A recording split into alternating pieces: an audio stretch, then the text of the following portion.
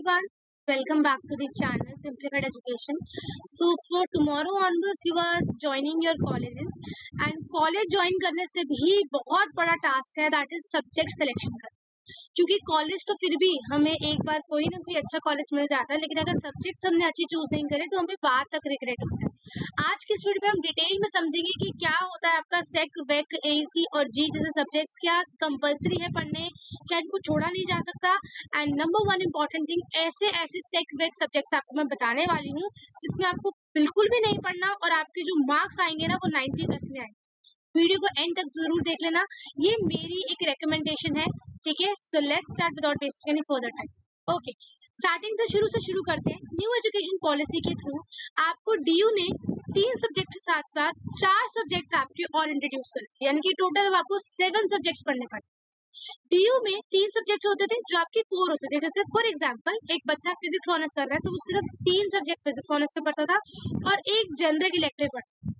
लेकिन अब वही बच्चा एनईपी के थ्रू 3 कोर सब्जेक्ट पढ़ता है, एक जनरल इलेक्टिव पढ़ता है, एक सेक पढ़ता है, एक वैक पढ़ता है और एक एईसी पढ़ता है। तो क्या ये सेक वेक एईसी जी पढ़ना कंपलसरी है या ऑप्शनल है? डेफिनेटली कंपलसरी है, हम सबको पढ़ने हैं, ठीक है।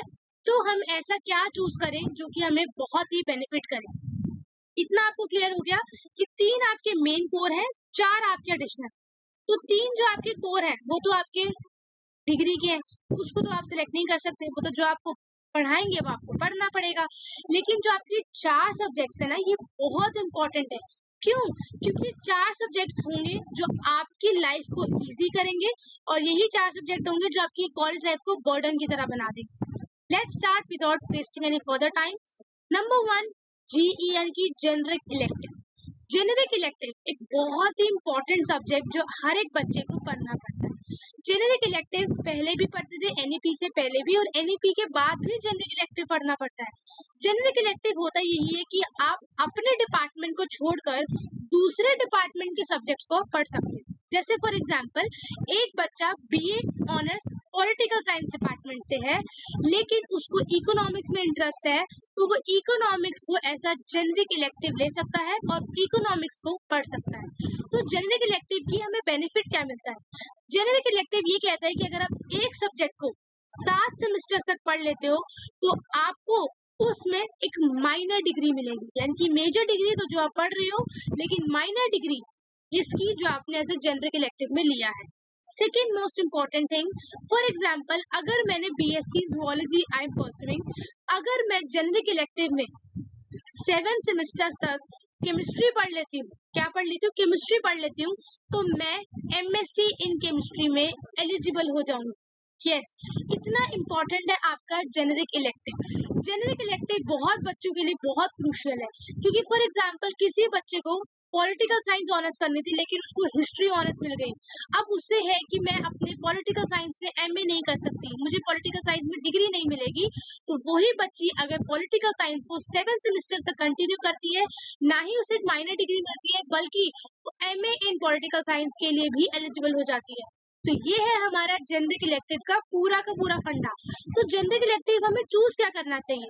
फॉर एग्जांपल अगर आप इकोनॉमिक्स डिपार्टमेंट से बिलोंग करते हो तो इकोनॉमिक्स डिपार्टमेंट का जो मेजॉरिटी क्वेश्चन होता है वो मैथमेटिक्स से रिलेटेड होता है। तो इको वाले बच्चे का मेन जेनरिक इलेक्टिव ज्यादातर बच्चे जो चूज करते हैं वो मैथमेटिक्स होता है। सिमिलरली जूलॉजी की बात करती हूँ तो जूलॉजी या बॉटनी वाले बच्चों का मेजरली जेनरिक इलेक्टिव जो होता है वो केमिस्ट्री होता है। क्यों? सो दैट अपने जूलॉजी के साथ साथ उनको केमिस्ट्री में भी आगे जाकर फ्यूचर पर्सपेक्टिव मिले। लेकिन क्या अगर हमें किसी चीज में इंटरेस्ट ही नहीं है, जैसे फॉर एग्जाम्पल बहुत सारे बच्चे होते हैं जिनको यूपीएससी करना होता है लेकिन वो एक साइंस बैकग्राउंड से होते हैं, तो वही बच्चे आगे चलकर जो अगर बीएससी कर रहे हैं तो वही जनरल इलेक्टिव में आर्ट्स वाले सब्जेक्ट्स पढ़ लेते हैं, philosophy, political science, I would say history, ऐसे वाले सब्जेक्ट्स पढ़ लेते हैं जिनसे वो साइंस के साथ साथ अपने जनरल इलेक्टिव में भी यूपीएससी का थोड़ा बहुत पढ़ पाते हैं। जनरल इलेक्टिव की क्लासेस मेनली हफ्ते में 3 दिन होती हैं, वो भी 1-1 घंटे, ठीक है। और एक होती है आपकी लैब। अब डेफिनेटली सी बात है, ये जो लैब है ये होती है उन बच्चों के लिए जिनकी कोर्स में सच में लैब की रिक्वायरमेंट है, जैसे कि केमिस्ट्री डिपार्टमेंट की लैब, बॉटनी डिपार्टमेंट की लैब, फिजिक्स डिपार्टमेंट की लैब। लेकिन कहीं पर आपने इंग्लिश डिपार्टमेंट की लैब सुना है? No right. तो सिमिलरली अगर लैब का पीरियड होगा तो जिन बच्चे ने इंग्लिश सब्जेक्ट चूज किया होगा उसकी लैब नहीं होगी, और जिस बच्चे ने केमिस्ट्री चूज किया होगा उस बच्चे की लैब होगी। तो ऐसे ही 3 आपकी होती है, दैट इज योर क्लासेस, जिसमें से अगर आप साइंस से हो तो आपकी 2 क्लासेस होंगी और एक आपकी होगी लैब, जो कि बेसिकली कम से कम 4 घंटे तक की होती है, sometimes 8:30 to 1, sometimes 1 to 5। Clear. अब बहुत सारे बच्चे जनरल इलेक्टिव चूज कैसे करें, तो फॉर एग्जाम्पल अगर आपने जनरल इलेक्टिव जो है आपने आगे चलकर कुछ करना था, ये कभी होता है जिन बच्चों को बॉटनी पढ़ रहे हैं उनको जूलॉजी में बहुत इंटरेस्ट है, ठीक है, या जो जूलॉजी पढ़ रहे हैं उनको बॉटनी में बहुत इंटरेस्ट है, या जो जूलॉजी पढ़ रहे हैं उनको केमिस्ट्री में बहुत इंटरेस्ट है, तो वो जनरल इलेक्टिव आपका पढ़ सकते हैं। नाउ नेक्स्ट क्वेश्चन, क्या जनरल इलेक्टिव चेंज नहीं हो सकता, मतलब अगर मैंने एक सेमेस्टर जनरल इलेक्टिव पढ़ लिया, फॉर एग्जाम्पल मैं जूलॉजी की स्टूडेंट थी, मैंने जनरल इलेक्टिव में केमिस्ट्री ले लिया, लेकिन एक सेमेस्टर बाद मुझे ये चीज रियलाइज हुई कि this is not for me, मैं इसको नहीं पढ़ सकती हूँ, मैं आगे इसको कंटिन्यू नहीं कर सकती हूँ, तो क्या मैं उसको चेंज नहीं कर सकती? Yes, you can change it. आप जी को हर सेमेस्टर चेंज कर सकते हो। क्लियर। नाउ अब कुछ बच्चों की अगर मैं बात करूं जिनको जनरल इलेक्टिव बिल्कुल भी समझ में नहीं आ रहा कि कौन सा चूज करना चाहिए, जिनको कोई भी अपना सब्जेक्ट अच्छा नहीं लगता, अगर कोई फिजिक्स कर रहा है तो उसको केमिस्ट्री भी नहीं पसंद, उसको मैथ भी नहीं पसंद, उसके लिए मैं एक ही दैट इज जनरल इलेक्टिव बोलती हूं, that is the English. English is a general elective, बहुत इजी, बहुत स्कोरिंग होता है। The one thing is that कि इंग्लिश में आपको थोड़ा सा लंबा लिखना पड़ता है, आपकी आंसर राइटिंग थोड़ी सी मैटर करती है अगर आप इंग्लिश को एज ए जनरल इलेक्टिव ले रहे हो, लेकिन as a English general elective आपका बहुत स्कोरिंग है, इसके बहुत सारे कुछ अच्छी की फीचर्स है। पहला की फीचर कि आपकी लैब नहीं होती तो आपको जल्दी फ्री कर दिया जाता है। सेकेंडली आपकी लैब मैनुअल नहीं होती तो आपको सिर्फ असाइनमेंट्स और सिर्फ छोटे मोटे असाइनमेंट्स देने पड़ते हैं। एंड थर्ड, नॉवेल्स होती हैं आपकी, तो नॉवेल्स को अगर आप एज ए मूवी की तरह भी देख लोगे तब भी आपको समझ आ जाएगी, आप समरी पढ़ लोगे तब भी आपको समझ में आ जाएगी। आपने 12th में इंग्लिश की बुक्स नहीं पढ़ी होंगी, आई अंडरस्टैंड, आपने सिर्फ समरी पढ़ के एग्जाम दिया होगा, सो इसीलिए इंग्लिश वाले जनरल इलेक्टिव बहुत सारे बच्चे पढ़ते हैं।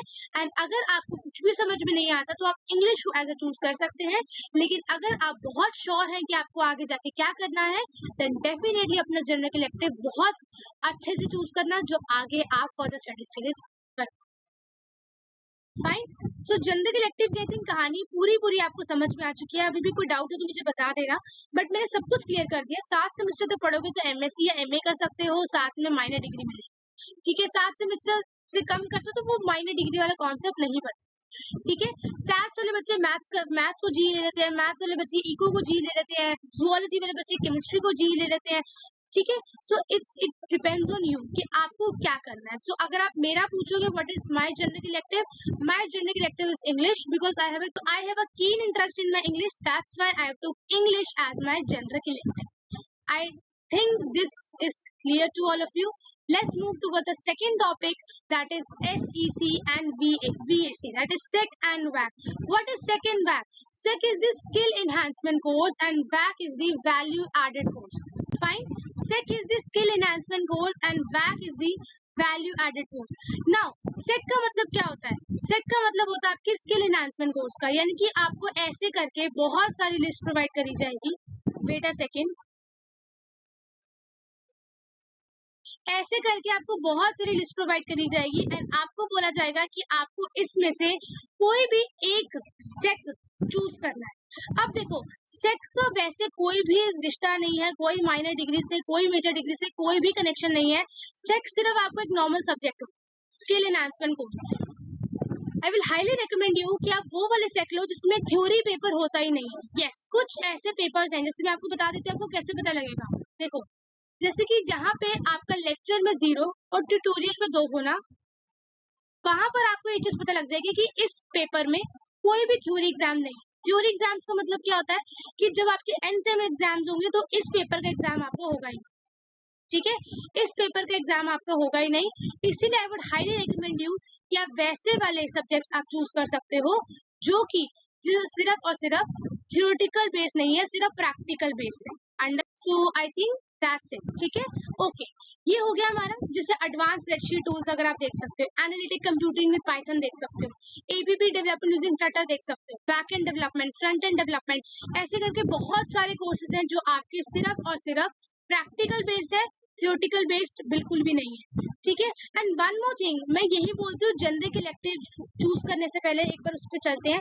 जेनरिक इलेक्टिव आपको बहुत इंपॉर्टेंट तो है ही, लेकिन वन मोर थिंग, प्लीज जो जोश में आकर कोई ऐसा सब्जेक्ट मत ले लेना जो आप पढ़ ना पाओ अच्छा, ठीक है। सेक की अगर मैं बात करूं तो सेक में देखो, सेक में वैसे तो बहुत सारे सब्जेक्ट्स आते हैं, लेकिन क्या होता है जब हम पहली बार ऐसे कोर्सेज को देख रहे होते हैं तो हम बहुत ज्यादा फैसिनेट हो जाते हैं, हम सोचते हैं कि wow it's a very interesting courses, हम मुझे तो यही करना है। और बहुत सारे बच्चे जो कोडिंग बैकग्राउंड से बिल्कुल भी नहीं होते वो ऐसे कोर्सेज में फंस जाते हैं, जैसे कि back end development, app development, ठीक है, that is CAD for fashion, ठीक है, एसेंशियल ऑफ पाइथन, ठीक है। Python, Java, C plus plus, ऐसी टर्म्स हर किसी बच्चे को अट्रैक्ट करती है, हर एक बच्चा ये कोर्स ले लेता है। लेकिन I want to tell you one thing कि अगर आप कोडिंग वाले कोई सब्जेक्ट लेते हो और आप सीएस बैकग्राउंड से नहीं हो तो डेफिनेटली टीचर्स आपको बेसिक से कोडिंग नहीं सिखाने वाली है।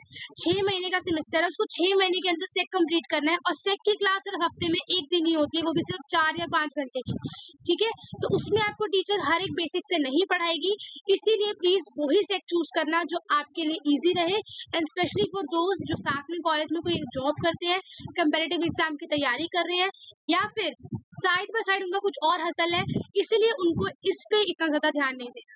तो आप क्या ले सकते हो, देखो सबसे पहले आप ले सकते हो that is your I would say communication in everyday life, very very easy course, very very I would say best course ले सकते हो, कुछ भी नहीं है इसमें। ई टूरिज्म ले सकते हो, ठीक है, ई टूरिज्म, नेगोशिएशन एंड डेवलपमेंट ले सकते हो, योगा वाले ले सकते हो, ई वे सस्टेनेबिलिटी ले सकते हो, ठीक है। मतलब समझ लो ऐसे कोर्स लेना जो मतलब ज्यादा सिरदर्द आपको ना दे और इजीली आपके हर सेमेस्टर में निकलते जाए। तो पहला पॉइंट ये हुआ कि वही सब्जेक्ट ले जिसमें सिर्फ प्रैक्टिकल हो, थ्योरी का पेपर नहीं हो, क्योंकि जब बाकी बच्चों का थ्योरी का पेपर होगा आपकी छुट्टी होगी, प्लीज याद रखना, सिर्फ प्रैक्टिकल हो। दूसरा, कोई पाइथन, जावा ये वाले मत ले लेना, ठीक है, अगर कंप्यूटर साइंस बैकग्राउंड से नहीं हो, अगर हो तो ले सकते हो। And third but not the last but not the least, कोशिश करना साइंस डिपार्टमेंट से ज्यादा मत लेना, साइंस डिपार्टमेंट वालों का लैब, फाइल, जर्नल बहुत कुछ होता है, तो इसीलिए yoga, E tourism, communication everyday life, negotiation and development, ये वाले कोर्सेज आप ज्यादा ले सकते हो, इसमें ज्यादा सिरदर्द आपको बिल्कुल भी नहीं देखने को मिलेगी। तो सेक का क्लियर हो गया।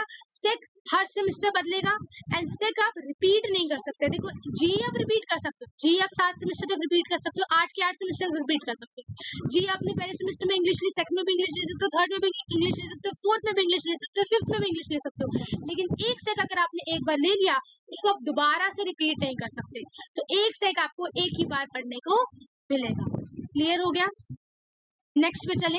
नेक्स्ट हमारा होता है दैट इज द वैक और द वैल्यू एडेड कोर्स।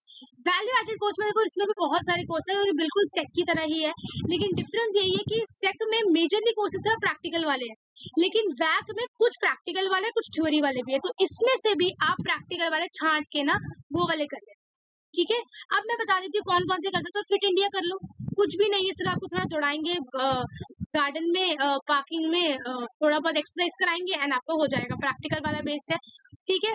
स्वच्छ भारत ले सकते हो, आर्ट ऑफ बीइंग हैप्पी ले सकते हो, स्पोर्ट्स फॉर लाइफ ले सकते हो, योगा ले सकते हो, ठीक है। कोशिश करो ऐसे सब्जेक्ट लो जिसमें ज्यादा टेंशन ना हो, ठीक है। अब देखो कोई बच्चा आयुर्वेदा लेता है तो उसको आयुर्वेदा की फाइल बनानी पड़ेगी, आयुर्वेदा के असाइनमेंट्स करने पड़ेंगे, आयुर्वेदा की लैब लेनी पड़ेगी। वहीं कोई बच्चा जो है अगर एनसीसी ले रहा है तो उसको थोड़ा बहुत दौड़ाएंगे, थोड़ा बहुत एक्सरसाइज कराएंगे, ठीक है। वहीं कोई बच्चा अगर यहाँ पे ले रहा है that is reading Indian fiction, ठीक है, तो बहुत ईजी है, फिक्शन ही तो है, ज्यादा कुछ नहीं है।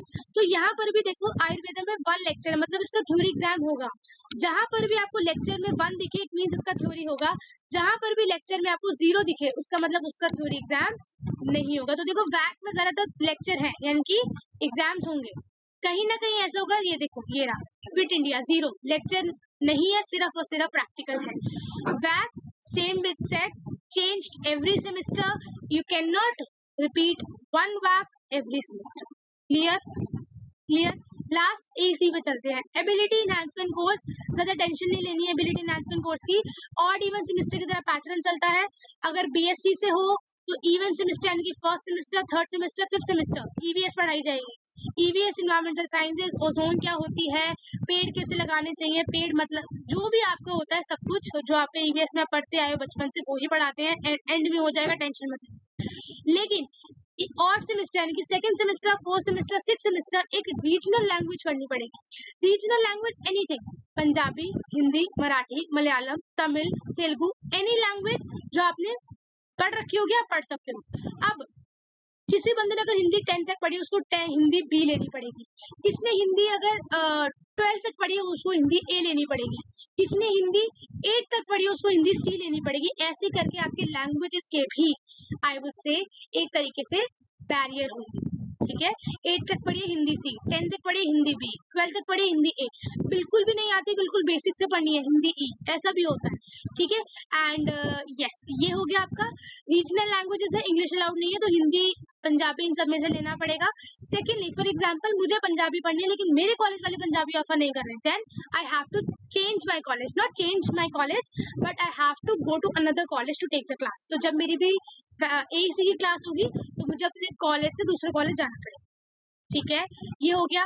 तो ये हो गया एसी ऑड इवन सेमेस्टर के अकॉर्डिंग चलता है। Even semester EVS, odd semester language BSc के लिए। इसी को उल्टा कर दोगे, ऑड सेमेस्टर आपका EVS and even semester your language, ये आपका बीए प्रोग्राम और बीए के बच्चों के लिए हो जाए। क्लियर?